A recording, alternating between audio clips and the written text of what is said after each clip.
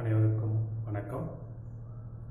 காயமே உடலே மருத்துவர், காய்கறிகளே மருந்து, உணவில் மாற்றம், உடலில் மாற்றம்.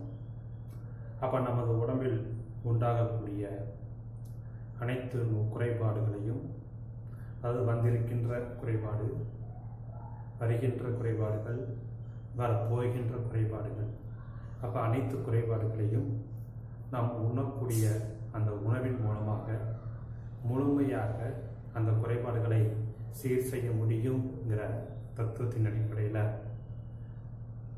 இன்றைக்கு உணவை மருந்தாக்கும் கலையை நாம் கற்றுக்கொண்டிருந்தால் நாம் சாப்பிடக்கூடிய உணவே நமக்கு நல்ல மருந்தாக மாறி உடலில் எந்த ஒரு குறைபாடும் இல்லாமல் ஒரு முழு ஆரோக்கியமான உடலை கொடுத்திருக்கும்.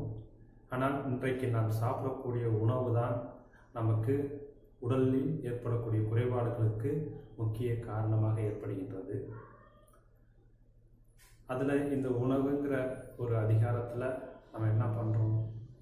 நம்மளுடைய பாரம்பரியமான, நம்மளுடைய தட்பவெப்ப நிலையில், நம்மளுடைய செய்தோசன நிலையில் விளையக்கூடிய காய்கறிகளையும் கீரைகளையும் பழங்களையும் கொண்டு உச்சந்தலையில் இருந்து உள்ளங்கால் வரை ஏற்படக்கூடிய குறைபாடுகள் அனைத்தையும் நாம் உண்ணக்கூடிய உணவை மருந்தாக்கும் கலையின் வழியாக எல்லா குறைபாடுகளையும் நிவர்த்தி செய்யலாம்ங்கிற நிதர்சனமான உண்மை.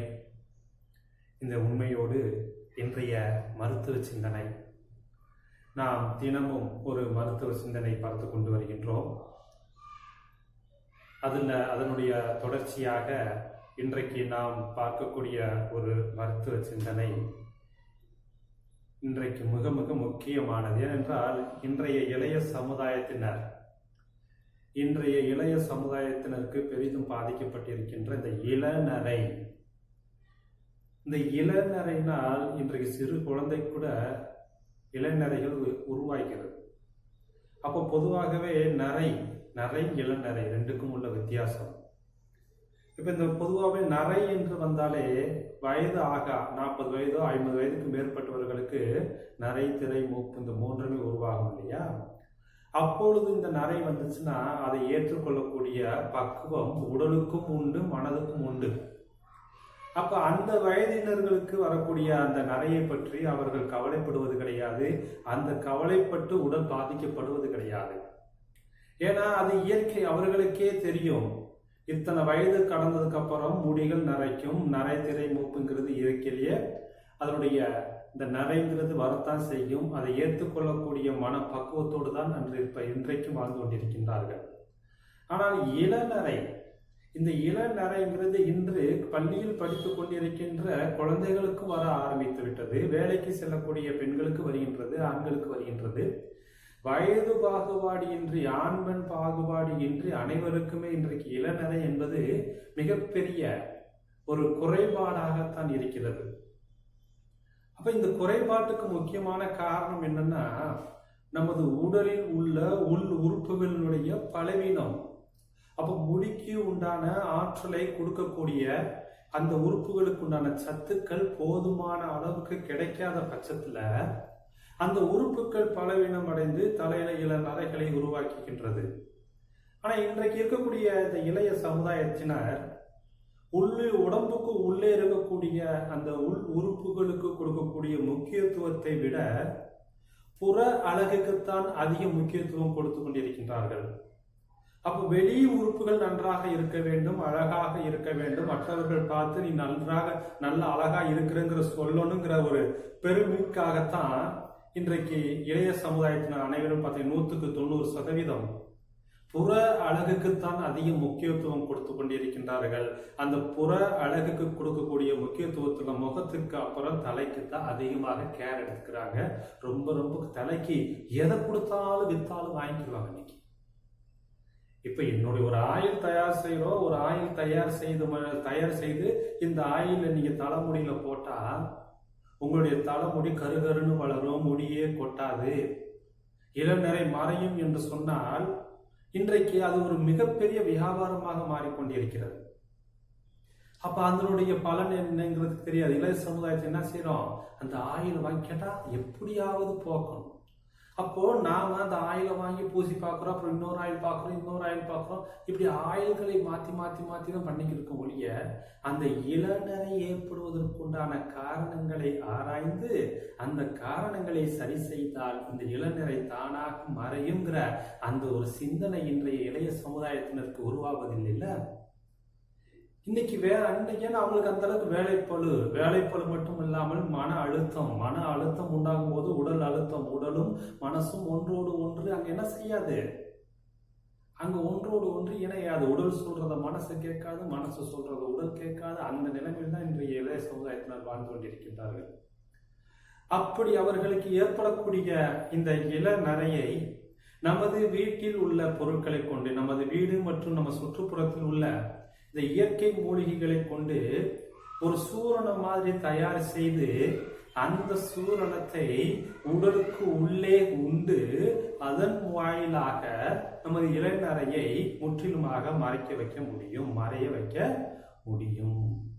அப்ப இன்றைக்கு அந்த இளநரையை மறைப்பதற்கு, இளநரையை போக்குவதற்கு உண்டான ஒரு சூரணத்தை நம்ம பார்க்கலாமா?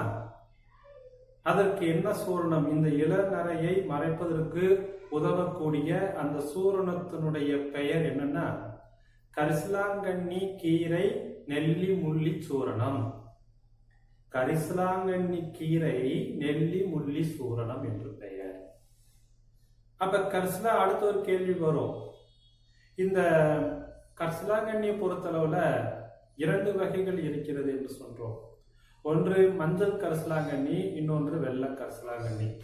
அப்ப இரண்டுமே மிகுந்த மருத்துவ குணம் உடைந்ததுதான். அதுல மஞ்சள் கரிசலாங்கண்ணி நாம பயன்படுத்துறோம், அதுல அதிகமான மருத்துவ குணங்கள் நிறைந்து இருக்கிறது. அப்ப இந்த சூரணம் தயார்படுவதற்கு மஞ்சள் கரிசலாங்கண்ணி கீரை கிடைத்தால் மிக மிக சந்தோஷம். நெல்லி முள்ளி நாட்டு மருந்து கடையிலேயே, நெல்லிக்காயுடைய வற்றல், நெல்லி வற்றல் என்று சொல்வார்கள், அது நாட்டு மருந்து கடையிலேயே கிடைக்கும். அப்போ இந்த இளநரையை மறைப்பதற்கு உதவக்கூடிய சூரணத்தினுடைய பெயர் கரிசலாங்கண்ணி கீரை நெல்லி முள்ளி சூரணம். ஓகேவா? தேவையான பொருட்கள், இந்த சூரணம் தயார் செய்வதற்கு தேவையான பொருட்கள்: கரிசலாங்கண்ணி கீரை சாறு ஒரு 1/4 லிட்டர் அளவுக்கு எடுத்துக்கலாம். கரிசலாங்கண்ணி கீரை சாறு ஒரு 1/4 லிட்டர். நெல்லி முள்ளி என்று சொல்லக்கூடிய நெல்லி வற்றல் ஒரு 75 கிராம் அல்லது 100 கிராம் அளவுக்கு எடுத்துக்கலாம். அதற்கடுத்து 3வது ஒரு பொருள் தேவை, அது சீரகம். அப்ப சீரகம் 75 கிராம் அல்லது 100 கிராம் அளவுக்கு எடுத்துக்கலாம். அதாவது நெல்லி வற்றலையும் சீரகத்தையும் சம அளவாக எடுக்க வேண்டும். அப்ப நெல்லி வற்றல் எந்த அளவுக்கு எடுக்கின்றோமோ அதே அளவுக்கு சீரகத்தை எடுத்துக்கொள்ள வேண்டும். அப்போ இந்த கரிசலாங்கண்ணி கீரை நெல்லி முள்ளி சூரணம் செய்வதற்கு தேவையான பொருட்கள் என்ன என்பதை நாம் தெரிந்து கொண்டோம். கரிசலாங்கண்ணி கீரை சாறு, நெல்லி முள்ளி அல்லது நெல்லி வற்றல் 75 கிராம் அல்லது 100 கிராம். அதற்கடுத்து சீரகம் 75 கிராம் அல்லது 100 கிராம் அளவுக்கு நாம் எடுத்துக்கிட்டோம். இப்ப செய்முறை, இதை எப்படி செய்வது என்று பார்க்கலாம். அப்ப போதுமான அளவுக்கு மஞ்சள் கரிசலாங்கண்ணி கீரையை எடுத்து பழுப்பு இலைகளை நீக்கிவிட்டு, ஓட்டையாக இருக்கக்கூடிய அந்த இலைகளை எல்லாம் நீக்கிவிட்டு, நல்ல இளந்தளிர் உள்ள இலைகளையோ நல்ல இலைகளையோ பக்குவம் தேர்ந்தெடுத்து அதனை மிக்சியில் போட்டு தண்ணீர் ஊற்றி அரைத்து ஒரு 1/4 லிட்டர் அளவுக்கு நாம் சாறு எடுத்துக்கொள்ள வேண்டும். முதல்ல இந்த கரிசலாங்கண்ணி கீரையை சுத்தப்படுத்தணும். எப்பவுமே கீரைகளை நாம் சூரணம் தயாரிப்பதற்கு முன்பு சுத்தப்படுத்துதல் மிக முக்கியம். அந்த சுத்தப்படுத்துதல் என்னன்னா பழுப்பு போன்ற இலைகள்லாம் இருக்கும், அதெல்லாம் நீக்கிடணும். ஓட்டை, சின்ன சின்ன ஓட்டைகள், புழு ஏதாச்சும் இருந்துச்சுன்னா அதெல்லாம் நீக்கிட்டு நல்ல இலைகளை நாம் தேர்ந்தெடுத்து அந்த தேர்ந்தெடுத்த இலைகளை மிக்சியில் போட்டு சிறிதளவு தண்ணீர் ஊற்றி அதை நாம் நல்லா பேஸ்ட் மாதிரி அரைச்சு ஒரு 1/4 லிட்டர் அளவுக்கு நாம எடுத்து வச்சுக்கிறோம். இரண்டாவது, இந்த நெல்லி வற்றலையும் சீரகத்தையும் சுத்தப்படுத்தி வச்சுக்கிறோம். அப்ப முதல் ப்ராசஸ் எது?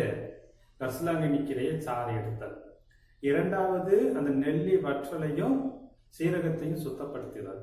மூன்றாவது என்ன பண்றோம்னா, அந்த அரைத்து வைத்திருக்கக்கூடிய அந்த சாற்றுல இந்த நெல்லி வற்றலையும் சீரகத்தையும் போட்டு நன்றாக கலக்கி ஒரு 15 நிமிடங்கள் ஊற விட்ட 15 அல்லது ஒரு அரை மணி நேரம் ஊற வைத்த பின்பு அது ஒரு பெரிய தாம்பாள தட்டுல போட்டு அப்படியே ஊத்தி பரப்பி காய வைக்கிறோம். ஓகேங்களா? நன்றாக காஞ்ச உடனே அது எப்படி ஆயிரும்? நல்லா கெட்டியா வரட்டி மாதிரி ஆயிருமா இல்லையா? அந்த வரட்டி மாதிரி நல்லா காய்ந்த உடனே அதை எடுத்து உடைச்சு மிக்சியில போட்டு பொடி பண்ணி வச்சுக்கிறோம். அவ்வளவுதான். இதுதான் கரிசலாங்கண்ணி கீரை நெல்லி முள்ளி சாறு, அதாவது நெல்லி முள்ளி சூரணம். தயாரிச்சா? எப்படி தயாரிச்சோம்? முதல்ல கரிசலாங்கண்ணி கீரை சாறு எடுத்துக்கிறோம். ரெண்டாவது நெல்லி வற்றலையும் சீரகத்தையும் சுத்தப்படுத்திக்கிறோம். மூன்றாவது அந்த அரைத்து வைத்திருக்கக்கூடிய சாறுல இந்த நெல்லி வற்றலையும் சீரகத்தையும் போட்டு நன்றாக கலக்கி ஒரு அரை மணி நேரம் ஊற வைக்கிறோம். ஊற வைத்த பின்பு ஒரு பெரிய தாம்பாள தட்டுல அதை ஊத்தி பரப்பி காய வைக்கிறோம். நன்கு காய்ந்ததுக்கு பிறகு அதை எடுத்து உடைத்து மிக்சியில போட்டு பொடி பண்ணி வச்சுக்கிறோம். இப்ப நாம என்ன பண்ணிட்டோம்? சூரணம் தயாரிச்சாச்சு. ஓகேவா? இப்ப எப்படி சாப்பிடும் முறை? அப்ப இப்படி நாம் தயாரித்த அந்த சூரணத்தை தினமும் காலை மற்றும் மாலை வேளையில ஒரு 2 கிராம் அளவுக்கு, 1 ஸ்பூன் அளவுக்கு என்ன செஞ்சுக்கலாம்? 1 ஸ்பூன் அளவுக்கு, 1 டீஸ்பூன், ஒரு தேக்கண்ணில 1 ஸ்பூன் சொல்லி 1 ஸ்பூன் அளவுக்கு எடுத்து 1 டம்ளர் சுடுதண்ணில கலந்து சாப்பிடுவதற்கு முன்போ அல்லது சாப்பிட்டு 1.5 மணி நேரம் கழித்தோ காலை மற்றும் மாலை வேளையில நீங்க இதை குடித்துக்கிட்டு வரலாம். அப்போ நமக்கு தேவையான ஒரு வேளைக்கு தலா 2 கிராம் அளவுக்கு எடுத்துக்கலாம்னு வச்சுக்கணும். அப்ப 2 கிராம் அளவுக்கு அந்த நம்ம பொடி செய்து வைத்துள்ள அந்த சூரணத்தை எடுத்து 1 டம்ளர் வெதுவெதுப்பான நீரோ அல்லது மிதமான சூட்டில் இருக்கக்கூடிய அந்த சுடு நீரிலேயோ கலந்து நம்ம வாயில போட்டு தண்ணீர் ஊற்றி குடித்து முழுங்க வேண்டும். அப்ப இது யாருக்குன்னு சொன்னோம்? யாருக்கு இளம் வயதிலேயே இளநரை விழுகிறதோ அவர்கள் இந்த சூரணத்தை தயார் செய்து உள்ளே எடுத்துக்கொள்ள வேண்டும். ஏன்னா நாம் உள்ளே எடுத்துக்கொண்டாதான் அதற்குண்டான எந்தெந்த உறுப்புகள் பலவீனமாக இருக்கிறதோ அந்த பலவீனமான உறுப்புகளுக்கு உண்டான சத்துக்கள் இந்த கீரைகள், கரிசலாங்கண்ணி கீரைங்கிறது மிக அமிர்தமான நிறைய சத்துக்கள் நிறைந்ததுதான்.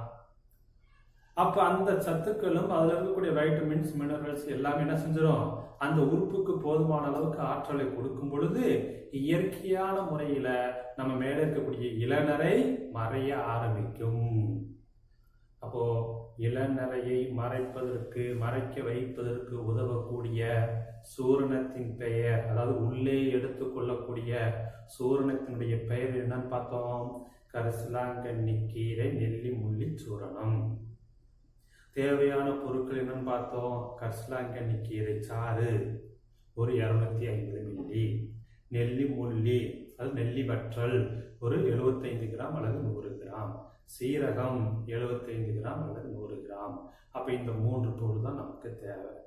அதுக்கடுத்து செய்முறை பார்த்தோம். எப்படி பார்த்தோம்?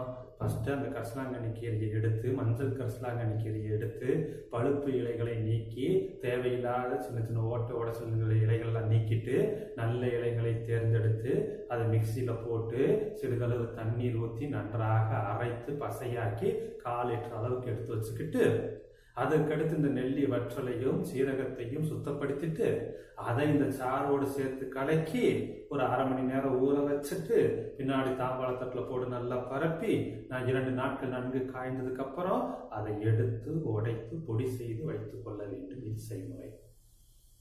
இது சாப்பிடும் முறை என்ன சொன்னோம்? தினமும் காலை மற்றும் மாலை வேளையில சாப்பிடுவதற்கு முன்போ அல்லது சாப்பிட்டு 1.5 மணி நேரம் கழித்தோ ஒரு 2 கிராம் அளவுக்கு தயார் செய்து வைத்துள்ள சூரணத்தை எடுத்து 1 டம்ளர் சுடுநீரில் கலந்து குடித்துக்கிட்டு வரணும். இது யாரெல்லாம் குடிக்கணும்னா, இளம் வயதுல இளநரை ஏற்பட்டு அதனால் பாதிக்கப்பட்டவர்களுக்கு இது ஒரு அற்புதமான சூரணம். இது துணை உணவாக இவர்களுக்கு ஆற்றலை கொடுக்கும். ஓகே, சரி சார், இப்போ உள்ள எடுத்தாச்சு, எங்களுக்கு மேல பூசி தான் பழக்கம். அப்போ நாங்களும் மேல என்னென்னத்தோ பூசிட்டோம், பட் இளநரம் மறையல. அப்போ மேலே பூசுவதற்கு ஏதாவது இருக்கிறதா? ஏன்னா நம்ம குளிக்கிறோம், டெய்லி குளிக்கும் பொழுது மேலே பூசணும்னா அப்போ அதுதான் ஒரு திருப்தியா, மனசு ஒரு திருப்தியாவே இருக்கும். உள்ள மட்டும் எடுத்தா எப்படி சார் ஒரு எண்ணங்கள் இருக்கலாம் இல்லையா? அப்போ மேலே பூசுவதற்கும் ஒண்ணு நம்ம தயார் பண்ணலாம். ஆனா அதற்கு பேர் என்னது? பீர்க்கங்காய் பொடி. பீர்க்கங்காய் பொடி. பீர்க்கங்காய் கேள்விப்பட்டிருக்கோமா? நம்மளுடைய பாரம்பரியமான சீதோச நிலையில விளையக்கூடிய கொடி காய்கறியில பீர்க்கங்காயும் முக்கியத்துவம் வாய்ந்தது இல்லையா? அப்போ உங்களுக்கு கிடைக்கும் பொழுது அது நாட்டு பீர்க்கங்காய் இருந்தாலும் சரி, குட்டை பீர்க்கங்காய் இருந்தாலும் சரி, நெட்ட பீர்க்கங்காய் இருந்தாலும் சரி, எந்த பீர்க்கங்காயாக இருந்தாலும் கிடைக்கக்கூடிய பீர்க்கங்காய் நிறைய வாங்கி வச்சுக்கோங்க. அப்ப நிறைய வாங்கி அதை என்ன செய்யணும்? பொடுசா கட் பண்ணணும். நல்ல தோளோடு சதையோடு விதையோடு எதையும் வேஸ்ட் பண்ணக்கூடாது. ஓகேங்களா? அப்போ ஃபர்ஸ்ட் தேவையான அளவுக்கு பீர்க்கங்காயை வாங்கி நல்லா கழுவிட்டு தோளோடு சதையோடு விதையோடு இந்த பீர்க்கங்காயை பொடியாக நறுக்கி வெயில நல்லா காய வைக்கணும். அப்போ இதுல இருக்கக்கூடிய நீரெல்லாம் வற்றி இந்த பச்சை பீர்க்கங்காய் காஞ்சு கருவாடு மாதிரி, அப்போ கருவாடு மாதிரி நல்லா காஞ்சு சூம்பி போயிருமா? அந்த பக்குவம் வந்த உடனே ஈரப்பதம் இல்லாம நல்லா காய்ந்ததுக்கு அப்புறம் இந்த பீர்க்கங்காய ஒண்ணு மிக்சியில போட்டு அரைக்க முடிஞ்சா அரைங்க, இல்லைன்னா மருந்து அரைக்கிறதுக்குன்னு இடம் இருக்கும், அங்க போய் மொத்தமா குடிச்சு அரைச்சு வச்சுக்கோங்க. அரைச்சு பொடியாக்கி வச்சுக்கோங்க. அவ்வளவுதான். இதுல வேற எதுவுமே சேர்க்க வேண்டாம். ஓகேங்களா? வெறும் பீர்க்கங்காய் தான். அப்ப தேவையான அளவுக்கு பீர்க்கங்காயை வாங்குறோம், நன்றாக கழுவுறோம், அதை பொடுசா நறுக்கிறோம், வெயில்ல காய வைக்கிறோம், நல்லா காஞ்சதுக்கு அப்புறம் போய் அரைச்சு பொடி பண்ணி வச்சுக்கிறோம். அப்ப என்னென்னைக்கு இது பொடி பண்ணி வச்சாச்சு, இது எப்படி மேலே தலைக்கு அப்ளை பண்ணுவதுன்னா, என்னென்னைக்கு நம்ம தலைக்கு குளிக்கிறோம், தினந்தோறும் குளித்தாலும் சரி, வாரத்துக்கு 3 நாட்கள் தலைக்கு குளித்தாலும் சரி, அப்ப யார் யாரெல்லாம் தலைக்கு குளிக்கிறாங்க எப்போ உங்களுக்கு தோணுதோ அப்ப என்ன செய்யலாம்னா, நம்ம ஏற்கனவே அரைத்து வைத்திருக்கக்கூடிய பொடி இருக்கு இல்லையா, அதை வச்சுக்கணும். அதற்கு முன்னாடி ஒரு சிறிய வேலை செய்ய வேண்டும். நாளைக்கு காலையில நீங்க தலைக்கு குளிப்பதாக இருந்தால் முதல் நாள் சாயங்காலம் சாதம் வடிக்க வேண்டும். அப்ப இன்றைய காலகட்டத்தில் பெரும்பாலும் நம்ம குக்கர்ல தான் பயன்படுத்துறதுனால சாதத்தை வடிப்பது கிடையாது இல்லையா? அப்ப முதல்ல நம்ம தலைக்கு தேய்க்கணும் முடிவு எடுத்தா சிறிதளவாவது என்ன செய்யணும்? முதல் நாள் இரவு சாதத்தை பாத்திரத்துல போட்டு நல்லா கொதிக்க வச்சு அந்த கஞ்சியை வடிகட்டி வச்சுக்கணும். அப்ப முதல் நாள் இரவே வடிச்ச கஞ்சியை எடுத்து பத்திரப்படுத்தி வச்சுக்கணும். இப்ப மறுநாள் காலையில எந்திரிச்சு அப்ப இரவு நம்ம தயார் பண்ணி பத்திரப்படுத்தி வச்சிருக்கோம் இல்லையா கஞ்சி, அந்த கஞ்சியை எடுத்து அதுல ஏற்கனவே அரைத்து வைத்திருக்கக்குள்ள பீர்க்கங்காய் பொடி இருக்கு இல்லையா, அதுல 2 ஸ்பூனு அல்லது 3 ஸ்பூன் எடுத்து தேவையான அளவுக்கு எடுத்து இந்த கஞ்சியில என்ன செய்யணும்? நல்லா கலக்கி பேஸ்ட் மாதிரி ஆயிருமா, நல்லா கலக்கிட்டு அந்த பேஸ்ட் எடுத்து தலைக்கு நல்லா மயிர்கால்கள் படும்படி தலை ஃபுல்லா நல்லா அப்ளை பண்ணிக்கணும். ஓகேவா? தலை ஃபுல்லா நல்லா அப்ளை பண்ணிட்டு ஒரு அரை மணி நேரம் காய வச்சுட்டு பின்னாடி குளிக்கணும். குளிக்கும் பொழுது நீங்க என்ன செய்யலாம்? ஷாம்பு போடக்கூடாது, சோப்பு போடக்கூடாது.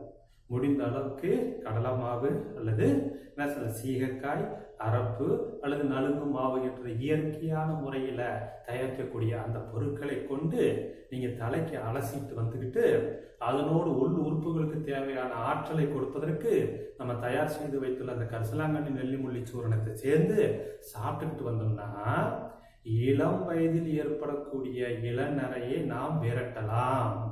அப்ப இந்த இரண்டுமே பாத்தீங்கன்னா நமது உடம்புக்கு எந்த ஒரு கெடுதலையும் ஏற்படுத்தாது. ஓகேங்களா? அப்ப இதை நம்ம தயார் செய்யலாமா இல்லையா?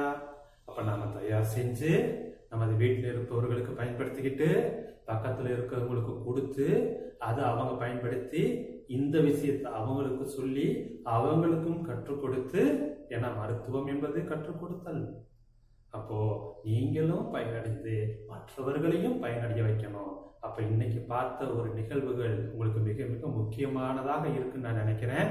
அப்ப நீங்க செஞ்சு பாருங்க. செஞ்சு பார்த்துட்டு என்ன செய்யணும், அதனுடைய பலனை உணர்ந்து மற்றவர்களுக்கும் சொல்லுங்க. ஓகேங்களா? மீண்டும் நம்ம நாளைக்கு இன்னொரு மருத்துவ சிந்தனையில சந்திப்போம்.